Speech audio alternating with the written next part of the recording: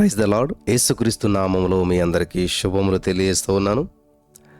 ఈరోజు మనం ధ్యానం చేసుకోబోయే వాక్య భాగం నెహెమ్యా గ్రంథం 2వ అధ్యాయం 20వ వచనం.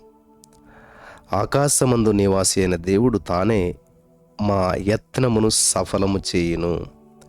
స్తోత్రం దేవస్థానంతో ఈ యొక్క వాక్యపు వెలుగులో మమ్మల్ని నడిపించి సర్వసత్యంలోకి నడిపించి బలపరచమని యేసు నామములో ప్రార్థించిన మీ పొందుకుని ఉన్నాం తండ్రి, ఆమేన్. ప్రియులు గమనించాలి, ఆకాశమందు నివాసి అయిన దేవుడు తానే మన యత్నము అంటే ప్రయత్నాల్ని సఫలం చేస్తాడు. ఎలా చేస్తాడో ఏం చేస్తాడో మనకు అనవసరం. ఆయన ఎలాగైనా చేయగలుగుతాడు, ఏదైనా చేయగలుగుతాడు. కాకిని వాడుకున్నాడు, వాగును వాడుకున్నాడు, పేద విధవరాలను వాడుకున్నాడు. దేవుడు నీ దగ్గరున్న ఏ దాన్నైనా వాడుకోగలుగుతాడు. సాలెపురుగును కూడా వాడుకోగలుగుతాడు. నీ జీవితంలో గొప్ప అద్భుతం చేయటానికి అల్పమైనటువంటి వాటిని వాడుకొని గొప్ప కార్యాలు చేసే దేవుడు మన దేవుడు. ఒక అద్భుతమైన సత్యాన్ని, నిజ సంఘటన మీ మధ్యలోకి తీసుకురావాలని ఆశపడుతున్నాను. 2వ ప్రపంచ యుద్ధ సమయంలో అమెరికాకు చెందినటువంటి ఒక సైనిక దళం పసిఫిక్ సముద్రంలో ఉన్నటువంటి ద్వీపంలో ఉంది. యుద్ధం భీకరంగా జరుగుతున్నటువంటి సమయంలో ఒక సిపాయి తన దళం నుంచి తప్పిపోయి అడవులకు పారిపోయాడు. అతను పారిపోవచ్చు ఒక పర్వతాన్ని కనుగొన్నాడు.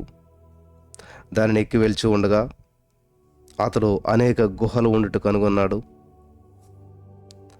అతడు గబగబా ఒక గుహలోనికి దూరి ఆ గుహలో దాక్కున్నాడు. అలాగే అతన్ని వెంబడిస్తూ శత్రు సైన్యాలు గాలింపులు ప్రారంభించాయి.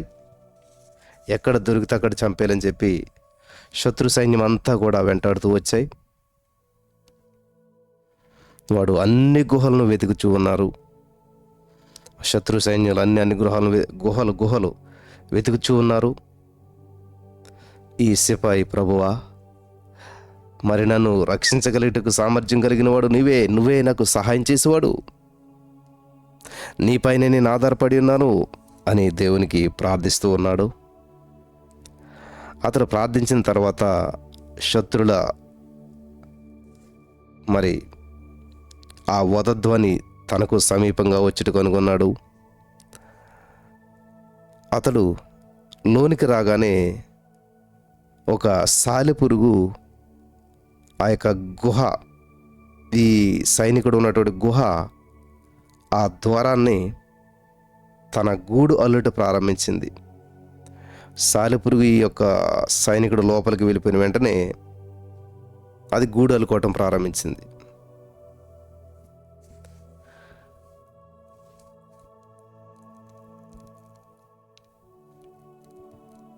ఇది గమనించినటువంటి సిపాయి, ఈ సాలెగూడును రక్షించగలుగుతుందా?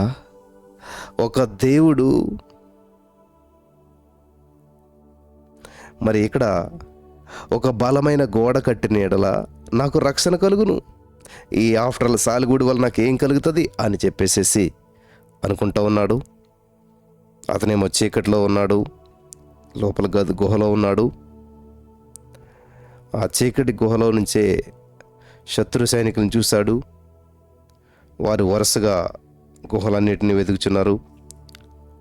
ఈ సిపాయి ఉన్న గుహ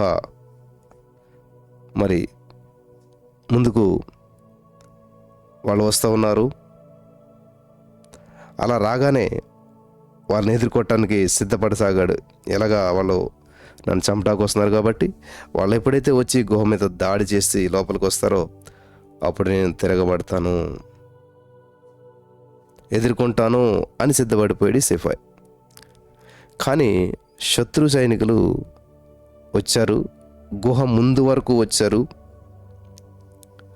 5 సెకండ్లు నిలబడి చూశారు, వెంటనే వెళ్ళిపోయారు. ఎందుకనంటే ఆ యొక్క గుహ ద్వారం అంతటిని కూడా సాలెపురుగు గూడు కట్టుకుంటాం చూసినటువంటి వారు ఈ సాలెగూడిని దాటి లోపలికి ఎవరు వెళ్తారు? వెళితే ఇలా సాలెగూడు ఉండేది కాదు కదా.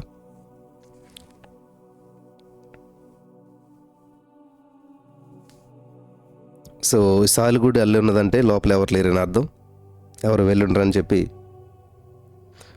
ఆ శత్రు సైనికులు గుహ ముందు 5 సెకండ్లు నిలబడి వెంటనే వెళ్ళిపోయారు. గుహ ద్వారం అంతటిని కూడా సాలెపురుగు గూడు కట్టడం వలన ఎవరు కూడా లోపలికి వెళ్ళారని శత్రు సైనికులు వెనుతిరిగి వెళ్ళిపోయారు. సిపాయి ఆ వ్యక్తి, ఆ ఆర్మీ వ్యక్తి, ప్రభువా నన్ను క్షమించు, నీవు నిర్మించే సాలెగూడు బలమైన గోడ కంటే దృఢంగా ఉంది, నువ్వు ఏమైనా చేయగలుగుతావు, ఎలాగైనా చేయగలుగుతావు అని చెప్పి మోకరించి పశ్చాత్తాపంతో కృతజ్ఞతతో దేవుని మహింపరిచాడంట. మనం కూడా కష్టాలు వచ్చినప్పుడు దేవుడు ఆశ్చర్యకరమైన రీతిలో మనల్ని తప్పించును అని మనం ఎరగం. మన జీవితంలో ఎన్ని కష్టాలు వచ్చినా సాలెగూడు ఇటుక గోడ అంతటి భద్రతను మనం కల్పించనని చెప్పి గుర్తించాలి. సాలెగూడు కూడా ఇటక అంతటి బాధ్యతను అనుగ్రహిస్తుందని గుర్తించాలి. దేవుని యందు విశ్వాసం ఉంచుము, ఆయన సదాకాలము మనల్ని రక్షించును. హల్లెలూయా. దేవుడు నీకు సహాయం చేస్తాడు. అది ఎలాగా, ఎవరి ద్వారా, బలహీనుల ద్వారా, బలవంతుల ద్వారా, గొప్పవారి ద్వారా నాకు తెలియదు. దేవుడు నేను ఉన్నతమైన స్థితిలో ఉంచి నడిపిస్తూ ఉన్నాడు.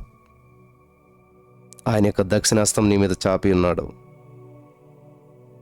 నమ్ముచున్నారా? మరి దేవుని యొక్క సహాయం నువ్వు పొందుకొని ఉన్నతమైన జీవితం జీవించడానికి కృప చూపించి బలపరిచి నడిపించి బలపరిచిన గాక. ఆమేన్.